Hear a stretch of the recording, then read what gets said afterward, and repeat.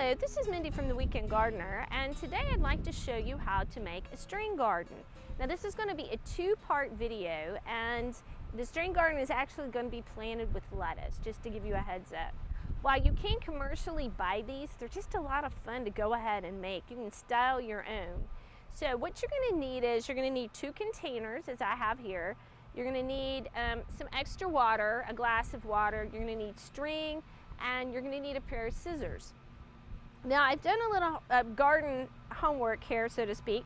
So I have soil here, and you want it moist enough that it will form a ball, because what you're going to do is the center of your string garden is going to be soil, and the outside of it is going to be sphagnum moss, and it's all going to be held together with string. So we have our moistened soil that will go ahead and clump in a ball shape. And we have our sphagnum moss. Now the thing about sphagnum moss, keep in mind, it takes a lot of water in, and when you go to use it, you need to squeeze some of that water out. So I will remind you through this process while we're doing this. So it just depends. There's no size regulation when it comes to this. It's very free form. So I'm going to take the soil, and I'm just going to start making a big ball out of it. Now I'm going to plant lettuce. I actually might put some pansies in my string garden also, just for some color.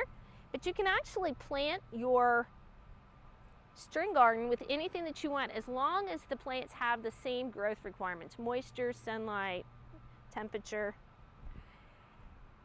So this is what the beginning of your ball should look like. I'm going to continue on with this process, but I'll see you back when it's time to do the sphagnum moss. Now you can see my ball of soil. I know what it looks like, but anyway, it's a nice moist ball of soil. So the next thing we're going to do is we're going to cover it in sphagnum moss, and I'm just going to pack this on.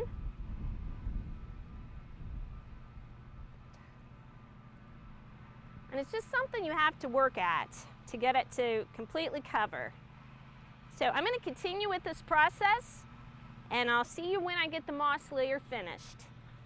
All right, now we've got our ball pretty much covered with sphagnum moss. Don't worry about if some of your moss begins to fall off, because we're going now to wrap it with string. And the string will help hold the sphagnum moss together. It'll also pack it. So I'm going to continue wrapping my ball, and I'll be back with you in a minute. Here's the completed ball. Now as the plants fill in, this string will be concealed. You could use a more dark colored brown string if you would like, or you could actually use fishing line. Fishing line would be clear and would be disguised. So this is, the inside of it is the moistened soil, and the outside of it is the sphagnum moss. So this is the end of part 1. Check out part 2 to see how to plant this string garden. So until we meet in the garden again, this has been Mindy from The Weekend Gardener.